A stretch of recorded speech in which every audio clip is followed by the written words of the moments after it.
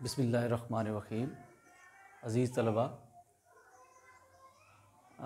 Government की हिदायत के मुताबिक हमें जो कहा गया है कि तलबा को ऑनलाइन क्लासेस दी जाएँ, तो इस सिलसिले में सेकेंड ईयर का आज पहला लेक्चर जो है वो मैं रिकॉर्ड करवाने जा रहा हूँ। तो सेकेंड ईयर जो है, सेकेंड ईयर स्विक्स, उसके लिए तमाम तलबा को मेरी हिदायत है कि वो गवर्नमेंट की ये जो टेक्स्ट बुक है स्विक्स की, ये वाली हासिल करें जी। पंजाब टेक्स्ट बुक बोर्ड, ये जो किताब है आप ये ख़रीदेंगे जी। हाँ जी, ये टेक्स्ट बुक जो है, इसके अलावा आपने अगर आप चाहें तो मार्केट से कोई भी हेल्पिंग बुक ख़रीद सकते हैं, लेकिन मुताला के लिए पेपर के नुक्ता नज़र से पंजाब के जितने भी तालीमी बोर्ड हैं उनकी पेपर सेटिंग के हवाले से सबसे जो बेहतर है आपके लिए यही है कि आप पंजाब टेक्स्ट बुक बोर्ड की किताब जो है वो ख़रीद लें। ठीक है जी।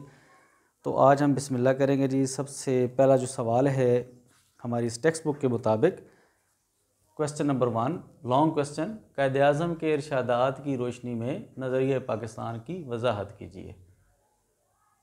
तो ये हमारा है जी पहला मौजू या पहला जो क्वेश्चन। इसमें मैं कोशिश करूंगा लेक्चर्स के अंदर कि आपको सिर्फ लॉन्ग क्वेश्चन जो है वो आपको उसको ब्रीफ करूं लॉन्ग क्वेश्चन के हवाला से, और बाकी रही बात शॉर्ट क्वेश्चन की, तो जब ये हमारा ये ख़त्म हो जाएगा सिलसिला तो मेरी कोशिश होगी कि जो मेरे नोट्स बने हुए हैं वो मैं PDF फॉर्म में अपलोड कर दूं ताकि वो आप तक पहुंच जाए। ठीक है जी। और जो यहाँ के लोकल हैं स्टूडेंट मेरे, जोराबाद या जोराबाद के आसपास के रहने वाले, वो तो मुझसे रब्ता कर भी सकते हैं, फिर मैं उनको बता दूंगा कि वो नोट्स कहाँ से परचेज़ कर लें। ठीक है जी।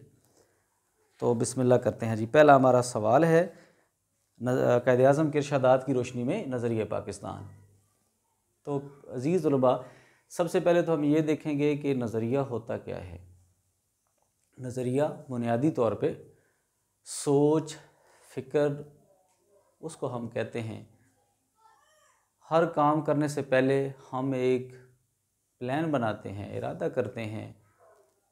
अभी हमने किया कुछ नहीं होता, लेकिन हमारे जहन में एक खाका मौजूद होता है, और दरअसल यही खाका हमारे उस काम के हवाले से हमारा नज़रिया होता है कि हम क्या करेंगे, किस तरह करेंगे, हमें उसका कोई फ़ायदा होगा नहीं होगा। जो हमारे जहन में ये चीज़ें होती हैं वो दरअसल क्या होता है, नज़रिया होता है। तो सादा लफ्ज़ों में जब हम देखेंगे नज़रिया, तो हम इससे क्या मुराद लेंगे कि ज़िंदगी गुजारने के हवाले से हमारा तैयार करदा कोई भी लाहे अमल, कोई भी प्रोग्राम जिसको फिर बाद में हम अमली जामा पहनाएँ, उस पर अमल करके दिखाएँ, ये नज़रिया कहलाएगा। तो डॉक्टर जो जॉर्ज ब्रास है वो कहता है जी कि आम ज़िंदगी का ज़ाब्ता या कोई प्रोग्राम जिसकी बुनियाद फ़िक्र या फ़लसफ़े पर इस्तवार हो, नज़रिया कहलाता है। इसी तरह दूसरे नंबर पे फिर आपको किताब में ये चीज़ मिल जाएगी कि वर्ल्ड इंसाइक्लोपीडिया जो है, इसकी रूह से इसकी क्या डेफिनेशन है। हाँ जी, ये लिखते हैं जी, वर्ल्ड इंसाइक्लोपीडिया लिखता है कि नज़रिया जो है ये सियासी तमदनी असूलों का मजमूआ है जिस पर किसी कौम या तहज़ीब की बुनियादें इस्तवार होती हैं। ठीक है जी। फिर हम क्या करेंगे जी, दूसरे नंबर पर ये देखेंगे कि ये क्या बला है, दो कौमी नज़रिया क्या होता है जी। दो, सीधी सी बात है, टू या दो का कहते हैं, कौम से कौमी निकला और फिर नज़रिया। दो कौमी नज़रिया क्या है जी। दो कौमी नज़रिए की बुनियाद जहाँ तक मैं समझता हूँ वो तब से पड़ गई जब से हक़ और बातिल दो कौमें अलग अलग वजूद में मौजूद हैं। हक़ जो कि अल्लाह ताला को एक मानने वाले, अल्लाह की इबादत करने वाले, जिसको आप ओवरऑल कह सकते हैं मुसलमान तबका, और दूसरा तबका जो है बातिल, जिसमें आप तमाम ऐसे मज़ाहिब को ले जाएंगे जो कि अल्लाह को या तो एक नहीं मानते, या मानते हैं तो साथ अल्लाह के वादानियत में किसी को शरीक ठहराते हैं, अल्लाह के अंबिया को नहीं मानते, या कोई भी गैर मुस्लिम जितने भी हैं वो दूसरे मकतब फ़िक्र में जाएंगे। तो बुनियादी तौर पे दो कौमी नज़रिया जो है वो ये है, एक तरफ मुसलमान और एक तरफ गैर मुस्लिम। तो अगर इस हवाले से देखा जाए तो दो कौमी नज़रिया की जो तारीख़ है वो बहुत पुरानी है, तब से जब से हज़रत आदम अलैहिस्सलाम आए, पहला इंसानियत का कत्ल हुआ, हक़ और बातिल की, वहीं से मामला जो है वो शुरू हो गया। तो बहरहाल जब हम बरसग़ीर के हवाले से दो कौमी नज़रिया देखते हैं तो फिर हम क्या करते हैं जी, फिर हम ये देखते हैं जी कि बरसग़ीर में ये जो हिंदुस्तान जिसको आप कहेंगे, हिंदुस्तान के अंदर दो बड़ी कौमें आबाद थी जी। कौन सी जी? एक मुसलमान और एक हिंदू। तो मुसलमान और हिंदू जो हैं ये क्योंकि दोनों दो अलग अलग कौमें हैं, इसलिए इसको हमने नाम दिया दो कौमी नज़रिए का हिंदुस्तान के हवाले से, कि मुसलमान अलग कौम है और हिंदू जो हैं वो अलग कौम हैं। अच्छा जी, इसके बाद फिर अगला हमने काम कि इसमें क्या करना है, आपने हेडिंग बनाएंगे आप नज़रिए पाकिस्तान से क्या मुराद है।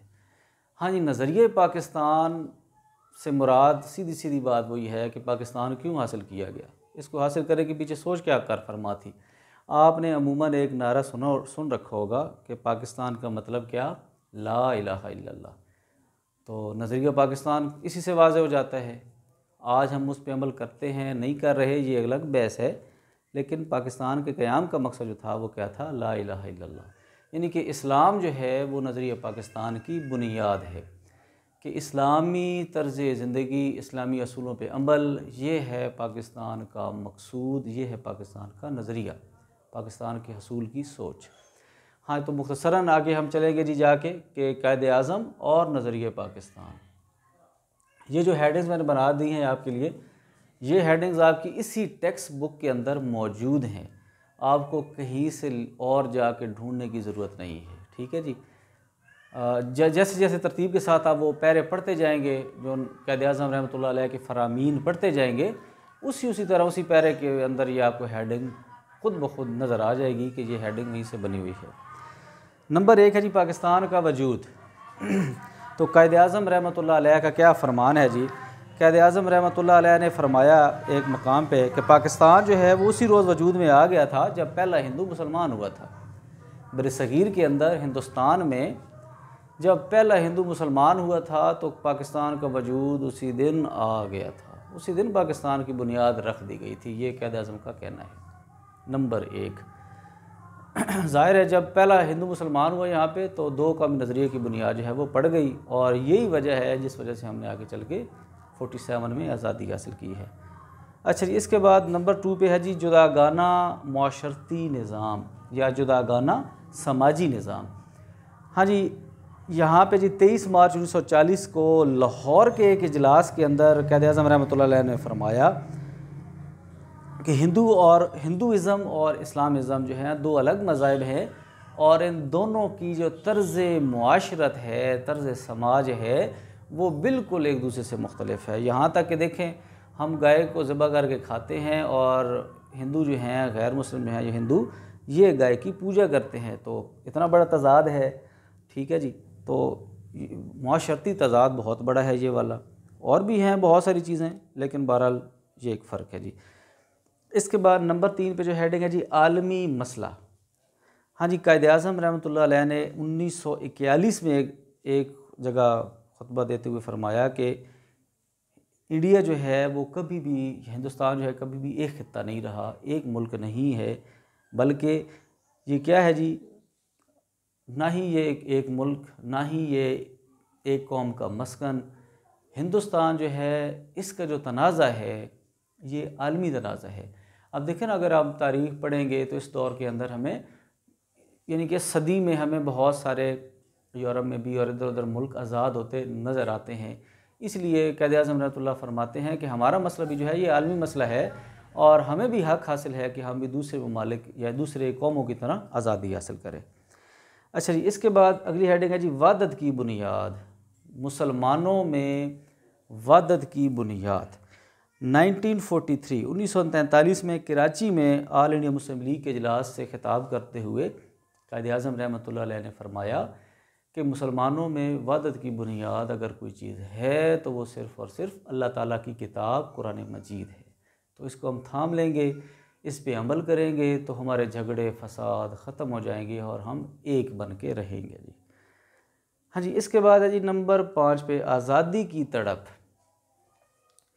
हाँ जी, कायद-ए-आज़म रहमतुल्लाह अलैह का कहना है जी कि जी मुसलमान जो हैं उनके दिलों में आज़ादी हासिल करने का बहुत जज्बा मौजूद है। अगर आप देखें ना, तारीख़ उठा के देखेंगे तो जो पहली इस्लामी रियासत का क़याम अमल में आता है अरब के अंदर, मदीना नाम की रियासत का, तो देखें ना मुसलमान जो हैं वो शुरू से ही नबी सल्लल्लाहु अलैहि वसल्लम के दौर से लेके अगर पीछे भी आप जाएंगे तो भी आप यही देखेंगे इंशाअल्लाह तारीख़ में कि मुसलमान जो है वो कभी भी ग़ुलामी पसंद नहीं करता।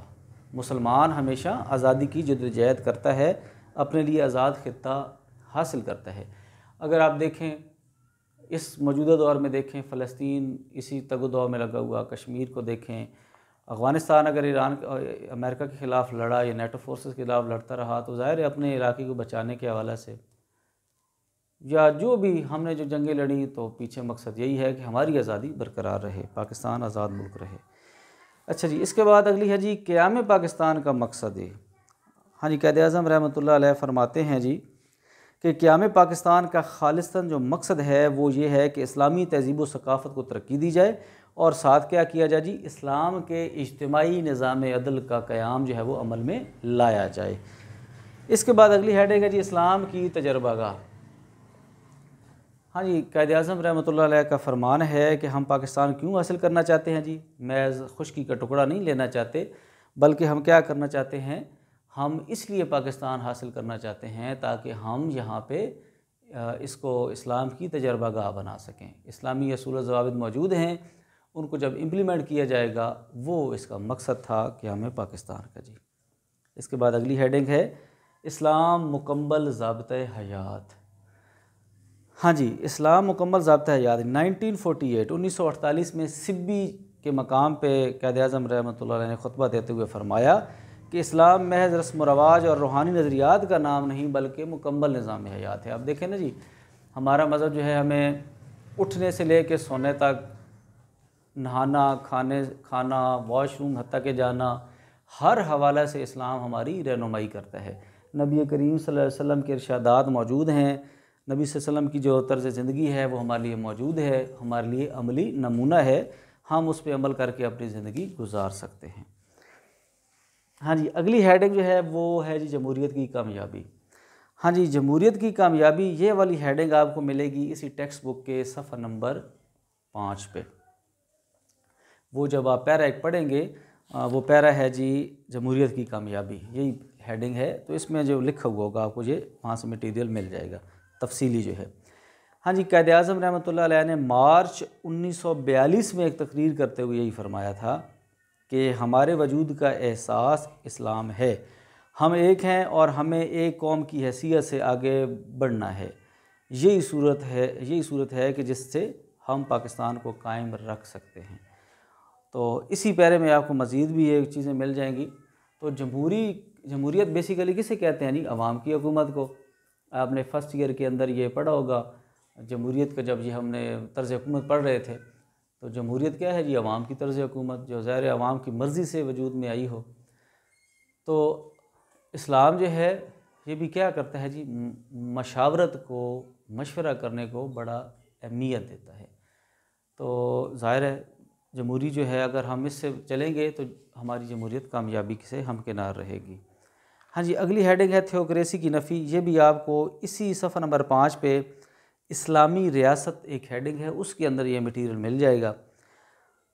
हाँ जी, क़ायद-ए-आज़म रहमतुल्लाह अलैह ने थियोक्रेटिक स्टेट की नफ़ी करते हुए एक जगह फरमाया कि हमें कोई गलतफ़हमी नहीं होनी चाहिए कि हम पाकिस्तान थियोक्रेटिक रियासत है, हमें ये गुमान नहीं होना चाहिए। इस्लाम जो है तमाम अकायद को बर्दाश्त करने की क़ुव्वत रखता है, लिहाजा हम इन सब अक़वाम का खैर मक़दम करते हैं जो पाकिस्तान की तामीर और तरक्की में हमारे साथ शरीक होना चाहती है। इसी तरह एक और भी नीचे पैरा दिया हुआ है, ये भी आप तैयार कर लेंगे जी। थियोक्रेटिक स्टेट क्या है जी, ऐसी रियासत, अब देख रहे हैं माजी के अंदर ये मुसलमानों पे इसलिए पाकिस्तान के क़याम के वक्त ये इल्ज़ाम लगाया जाता रहा कि हम शायद ऐसी ही रियासत बनाने जा रहे हैं। अच्छा देखें, ये जो ममालिक तरक्की याफ़्ता ममालिक जो आज इतने अमीर हैं या तरक्की याफ़्ता हो गए, यहाँ पे इन्होंने ख़ुद ये सारा काम किया हुआ है, ठीक है ना जी। इनके यहाँ क्या होता था जी, मजहबी पेशवा जो है वो बैक वक्त मजहबी पेशवा भी होता और बैक वक्त हुक्मरान वक्त भी होता। धोखा देता रहा इनको ये ईसाई जो कौम है। तो इन्होंने हम पे भी यही इल्ज़ाम लगाया, दूर से बातें यही कही कि मुसलमान हिंदुस्तान में भी थियोक्रेटिक रियासत बनाने जा रहे हैं, मौलवी होंगे हुक्मरान और मौलवी ही पेशवा भी होंगे। तो ईसाइयों के यहाँ तो यहाँ तक रहा कि पादरी जो उनका होता था वो क्या कहता, जो बड़ा पादरी रियासत में, कि जी अल्लाह नाउज़ुबिल्लाह अल्लाह ताला का मुझ पे डायरेक्ट हुक्म नाजिल होता है और मैं आगे आपको कह देता हूँ। और आवाम को बेवकूफ़ लंबे अरसे तक बनाए रखा इन लोगों ने। आवाम चर्च के लिए एक दूसरे के साथ लड़ते रहे। हाँ जी, आखिरी हेडिंग इसमें है जी बुनियादी हकूक़ का तहफ़्फ़ुज़। ये आपको मिल जाएगी जी सफ़ा नंबर 4 पे, और मिसाली रियासत एक हेडिंग है, उसके अंदर ये मटीरियल आपको मिल जाएगा। हाँ जी, कायद-ए-आज़म रहमतुल्लाह अलैह फरमाते हैं कि पाकिस्तान इसलिए बनाया जा रहा है कि भाईचारा, मसावात, इंसान दोस्ती हमारे मज़हब, सकाफ़त और तहज़ीब की बुनियादी नुकात हैं। चूँकि हमें इन बुनियादी इंसानी हकूक़ की पामाली का ख़दशा था, इसलिए हम पाकिस्तान बनाने जा रहे हैं। मकसद क्या? पाकिस्तान इसलिए बनने जा रहा है ताकि हम आज़ादी के साथ ज़िंदगी गुजारें और हर शहरी के बुनियादी इंसानी हकूक़ महफूज हों। आपको इसी किताब के ये चंद पहले सफ़ात के अंदर और भी हेडिंग्स मिल जाएंगी अगर आप तवज्जो से पढ़ेंगे तो इंशाअल्लाह।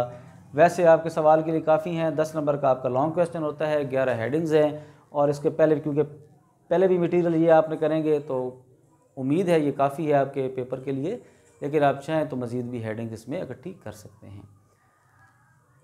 इन टच रहें इंशाअल्लाह। हर रोज़ कोशिश करूँगा, हर रोज़ नहीं तो दूसरे दिन, तीसरे दिन ज़रूर आपके लिए एक लेक्चर आता रहे, क्योंकि मैं साथ एमए का भी कर रहा हूँ ऑनलाइन, तो इसलिए फिर जैसे जैसे वक्त मिलेगा साथ आपका भी चलाता रहूँगा। अपना ख्याल रखें।